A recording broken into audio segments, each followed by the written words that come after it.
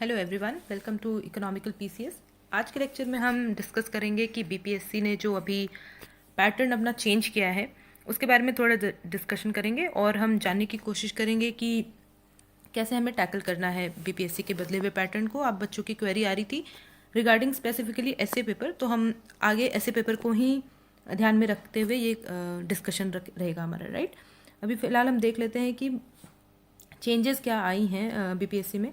बहुत ही detail notice अभी नहीं आया है, जैसे ही आएगा detail notice as and when हम आपको जानकारी देंगे, ठीक है। तो मुख्य लिखित परीक्षा में जो नॉर्मलाइजेशन को लेकर के दिक्कतें आ रही थी उसको सही करने के लिए, उसमें कुछ सुधार करने के लिए कुछ चेंजेस लाई गई हैं, जिसमें सबसे इंपॉर्टेंट चेंज ये है कि वैकल्पिक विषय अब आपका ऑप्शनल पेपर जो है वो एमसीक्यू आधारित होगा, 100 अंकों का होगा। दूसरा जो मेजर चेंज है वो है निबंध का पेपर, ठीक है। एक ऐसे का पेपर ऐड हुआ है यहाँ पे, निबंध का पेपर, जो कि 300 अंकों का होगा। 3 घंटे में आपको लिखना है। बीपीएससी ने ये नहीं बताया है कि निबंध का पैटर्न क्या होगा, कितने निबंध आएंगे, ऑप्शंस कितने रहेंगे उसमें, क्या सारा कंपलसरी रहेगा या किस तरह के टॉपिक्स होंगे, ये सब कुछ भी नहीं बताया है बीपीएससी ने अभी तक। तो हम एक रेफरेंस लेते हुए आगे बढ़ेंगे अभी फ़िलहाल के लिए, जब तक बीपीएससी हमें कोई कॉन्क्रीट नोटिस नहीं देता है, ठीक है।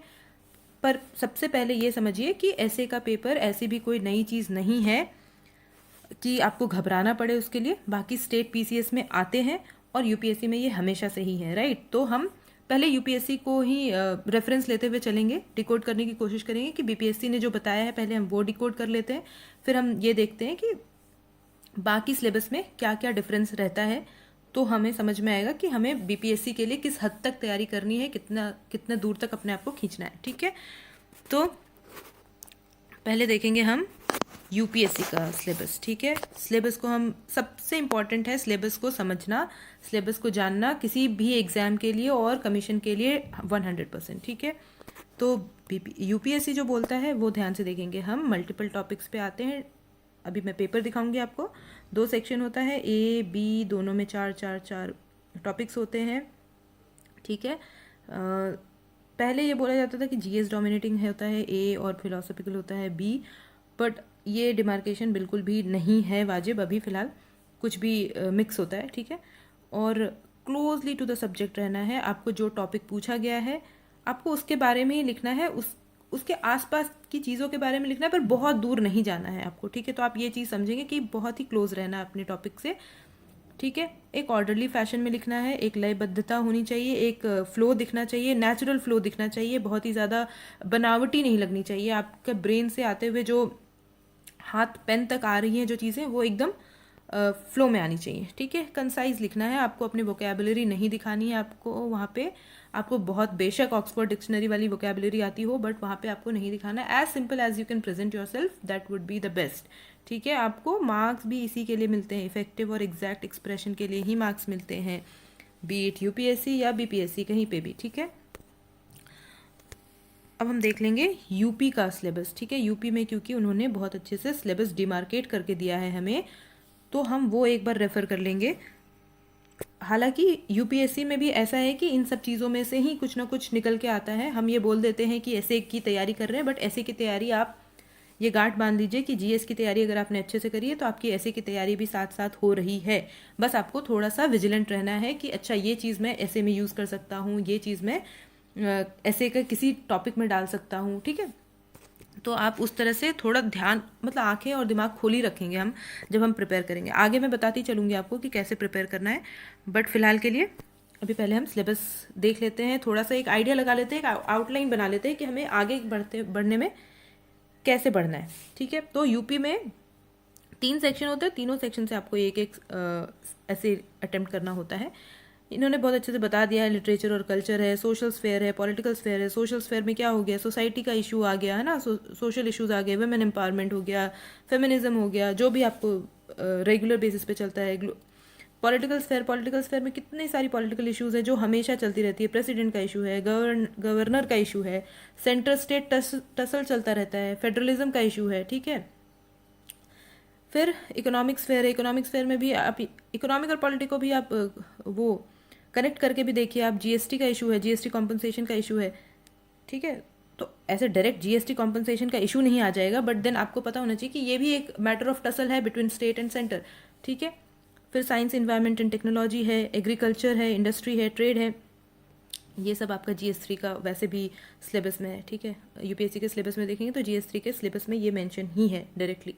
फिर नेशनल और इंटरनेशनल इवेंट्स है, IR भी बोल सकते हैं इसको हम, ठीक है, ये हमारा GS2 का सिलेबस में आ जाता है। फिर national calamities, landslide, earthquake, geography का पार्ट ही है ये तो।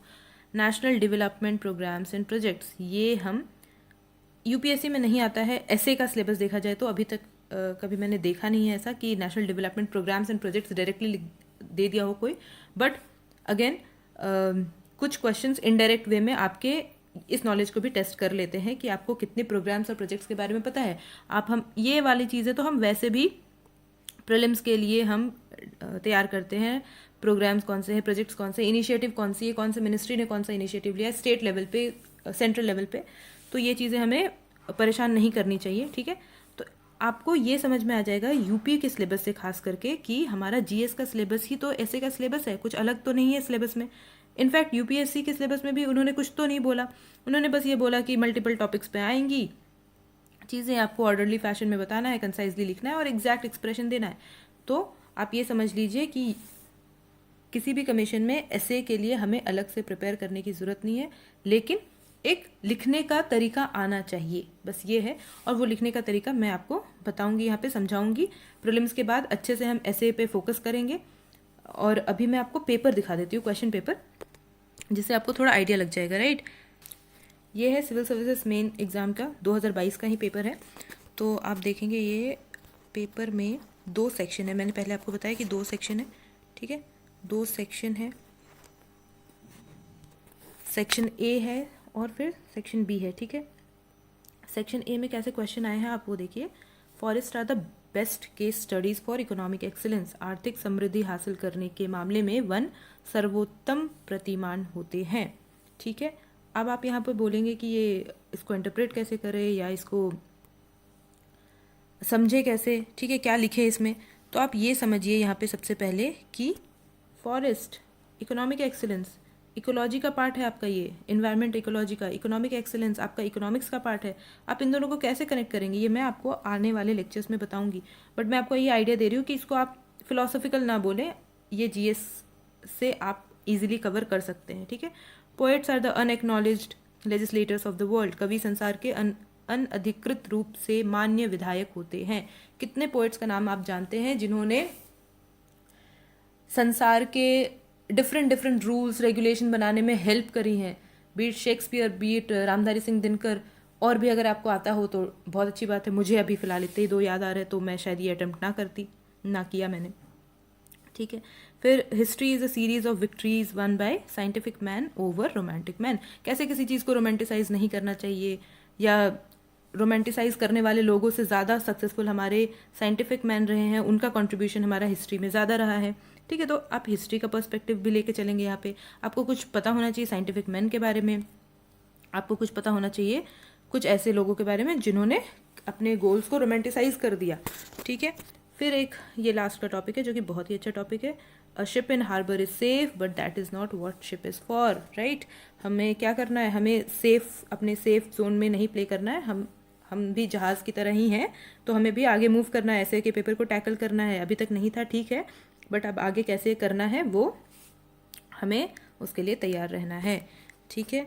जहाज़ बंदरगाह के भीतर सुरक्षित होता है, परंतु इसके लिए तो वह होता ही नहीं है, वो तो सेल करने के लिए बना है शिप, है ना। कितना भी मुश्किल तूफान हो सेल करेंगे हम, राइट। अभी सेक्शन B में आप देखें, सेक्शन B में भी ऐसे ही कुछ सवाल हैं। Time to repair your roof is when the sun is shining not when it's raining, right. छत को हम मरम्मत कब करेंगे, जब धूप खिली हुई हो, ना कि जब बारिश हो रही हो। And you can not step twice in the same river, उसी नदी में दोबारा नहीं उतर सकते, दोबारा सेम गलती नहीं कर सकते, ठीक है। आपको ऐसे का पेपर आ गया है अब, तो उसको टैकल करना है। हम ये नहीं सोचेंगे कि अरे पहले नहीं आता था। A smile is chosen vehicle for all ambiguities. Just because you have a choice, it does not mean that any of them has to be right. ये BPSC के प्रीलिम्स में तो आपको पता ही है, यही तो होता है। Just because you have a choice, it does not mean any of them has to be right. आपका E ऑप्शन भी तो सही हो सकता है, कोई ABCD चारों में से कोई भी नहीं सही हो। तो आपको ये हो गया UPSC के क्वेश्चन।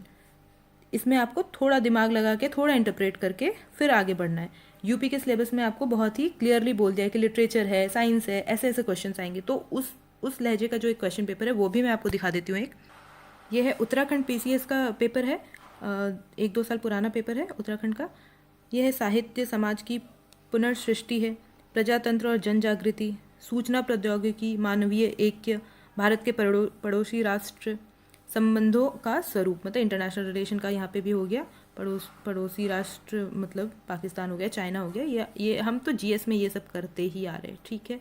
उत्तराखंड के पर्यटक स्थल, अब ये देखिए ये स्टेट स्पेसिफिक है ना, तो हम इससे एक आइडिया ले सकते हैं कि क्या पता बीपीएससी में भी ऐसे सवाल हों कि बिहार के पर्यटक स्थल, पर वो भी हम जब हम प्रीलिम्स की तैयारी करते हैं तो हम कवर करते हैं, राइट। अपना बिहार का कितना टूरिस्ट स्पॉट है, कितना स्टेट जीडीपी कितना है, ये सब हम करते हैं प्रीलिम्स के टाइम पे। तो वो आपका प्रीलिम्स का भी तैयारी आपके ऐसे में हेल्प कर सकता है। मेरा कहने का बस ये उद्देश्य है कि आपकी प्रीलिम्स की तैयारी, आपके मेंस की तैयारी, पहली बात तो ये दोनों अलग नहीं होनी चाहिए। दूसरी बात कि आप जो पेपर्स भी कवर कर रहे हैं प्रीलिम्स के लिए भी, वो भी आप याद रखें कि ऐसे में आपको हेल्प करेगा कहीं ना कहीं। तो ध्यान से ही पढ़ेंगे, अभी भी हम जब प्रीलिम्स के लिए भी पढ़ेंगे तो ध्यान से पढ़ेंगे, ठीक है। क्या क्या क्वेश्चन है? Literature is recreation of society, society based आ गया ये क्वेश्चन, ठीक है। यूपी वाले मैंने बोला था उन्होंने कि सोसाइटी का एक सोशल इशू का रहेगा एक टॉपिक, ठीक है। लिटरेचर उन्होंने बताया था, लिटरेचर भी है और सोसाइटी भी, अलग अलग उन्होंने बताया था। यहाँ पे आप क्वेश्चन भी देख रहे हैं, मतलब दूसरे स्टेट का है बट क्वेश्चन है। डेमोक्रेसी एंड पीपल अवेकनिंग, ये हमारा GS2 का सिलेबस में ही है। और यहाँ पे सोसाइटी का भी इशू आ गया, पॉलिटी का भी इशू आ गया, IT एंड ह्यूमन यूनिटी। फिर से आपका GS3 का सिलेबस आ गया, science and tech. Neighbouring countries IR का आ गया, नेबरिंग कंट्रीज़ में नेचर ऑफ देयर रिलेशनशिप। तो यहाँ पे हमारा नेबरिंग कंट्रीज़ के बारे में पूछा। यूपी में सिलेबस में था कि इंटरनेशनल जो इवेंट्स हो रहे हैं, इवेंट्स में G20 का समिट हुआ अभी, ब्रिक्स का, सार्क का, एशियन नेशन का जो भी समिट होता है उनका आउटकम क्या हुआ, ये सब हमें थोड़ा ध्यान में रखना चाहिए। अगर डायरेक्ट टॉपिक नहीं भी आता है तो ये आपको कहीं ना कहीं पुट करने में हेल्प करेगा, ठीक है। टूरिस्ट प्लेसेस का हमने बात कर लिया। फिर role of administration in natural calamities, ये डिजास्टर मैनेजमेंट का पार्ट है। और अगर आपने यूपीएससी के लिए कभी तैयारी करी है तो GS4 में भी ये एडमिनिस्ट्रेशन का रोल जो है ना वो हर चीज़ में एक बार ना एक बार देखा गया है, ठीक है। तो मोटा मोटा यही है अभी फ़िलहाल के लिए कि ऐसे का पेपर जो आया है नया इंट्रोड्यूस हुआ है उसके लिए घबराना बिल्कुल नहीं है। 300 मार्क्स का पेपर है। हम कोशिश हमारी यही रहेगी, जो भी फॉर्डर मटेरियल रहेगा वो मैं दूंगी आपको। टॉपिक्स मैं आपको बताऊंगी, जितने भी प्रीवियस ईयर क्वेश्चन हैं उस बेसिस पे मैं आपको टॉपिक्स बताऊंगी। उन टॉपिक्स का मैं आपको फॉर्डर मटेरियल दूंगी। उन फॉर्डर मटेरियल को आप यूज़ करके अपना ऐसे लिखें, अपना पीयर रिव्यू करें, कमेंट में डालें, मैं भी देखने की कोशिश करूंगी, ठीक है। ये सब हम करेंगे प्रीलिम्स के पेपर के बाद, क्योंकि प्रीलिम्स बहुत ही निकट में है, बहुत ही पास है अभी। बीपीएससी का तो है ही, यूपीएससी का भी बहुत पास है। तो हम अभी जो रिसेंट न्यू इनिशिएटिव जो लेंगे वो होगा हमारा, बच्चों की क्वेरी ये थी कि पॉलिटी में भी है और हिस्ट्री में भी है, राइट। तो पॉलिटी और हिस्ट्री का हम कोशिश करेंगे कि क्योंकि ये स्टैटिक सब्जेक्ट्स हैं, बहुत ही मार्क्स फेचिंग है, इन पे ज़रूर ध्यान दें। करंट अफेयर्स को जितना स्ट्रॉन्ग कर रहे हैं उतना ही स्ट्रॉन्ग आपका स्टैटिक पोर्शन होना चाहिए, तभी बैलेंस बनता है और तभी पेपर क्लियर होता है, ठीक है। तो पॉलिटी और हिस्ट्री में से एक डेफिनेटली लेंगे। अगर कोई हमारे साथ और जुड़ सकते हैं, हम इन द प्रोसेस हैं, अगर कोई जुड़ते हैं हमारे तो हम हिस्ट्री और पॉलिटी दोनों को कवर करेंगे। इसके अलावा मैं जो लूँगी वो है इन दोनों में से कोई एक मेरे ही द्वारा लिया जाएगा, मोस्ट प्रोबेबली पॉलिटी। इसके अलावा मिसलेनियस टॉपिक्स मैं कवर करूँगी, जिसमें आते हैं आपके बहुत ही बेसिक्स जो आपको एज दिलाएंगे। तो ये मिसलेनियस टॉपिक कवर करने का मेरा उद्देश्य ये है कि एज मिले आपको, 1 नंबर का, आधे नंबर का। आपको पता है कि कैसे यहाँ पे कंपटीशन कितना टफ है। मिसलेनियस टॉपिक्स में आपके फॉर एग्जांपल रामसर साइट हो गया, ठीक है। अभी रामसर साइट्स देखिए 75 साइट्स हैं, you can not remember all of those, ठीक है। तो मैं एक कोशिश करूँगी कि जितना समझा पाऊँ, जिस वे में आपको याद हो पाए वैसे पढ़ाऊँ, ठीक है। नेशनल पार्क्स है हमारे more than 100, how will you remember those. Tiger reserves हैं 50 से भी प्लस, तो आपको कैसे वो सब याद करना है। नॉट सेइंग कि याद ही हो जाएगा, but then will try to cover as much as possible, और उससे आपको एज मिलेगा, डेफिनेटली एज मिलेगा। और कमीशन में आते हैं क्वेश्चन इससे, अगर आपको नॉलेज है तो आपको एलिमिनेशन में भी हेल्प होता है इससे, ठीक है। इन मिसलेनियस टॉपिक का यही एक कोर रीज़न है मेरा इंट्रोड्यूस करने का कि आपको एलिमिनेशन में डेफिनेटली हेल्प होगा इससे। तो आगे वीडियोस देखते रहने के लिए और थोड़ा हमारी रीच बढ़ाने के लिए, सो दैट ईजी और अफोर्डेबल जो ऑलरेडी है, ऐसा नहीं है कि नहीं है, हमारे यूट्यूब पे ढेरों चैनल्स हैं, but I am just trying कि रीच बढ़े, जितने ज़्यादा से ज़्यादा लोगों तक पहुँचे, ज़्यादा से ज़्यादा लोग जिनको ज़रूरत है उन तक पहुँचे, ठीक है। तो ये करें आप, आगे हम अच्छा कंटेंट के साथ आएंगे। Thank you.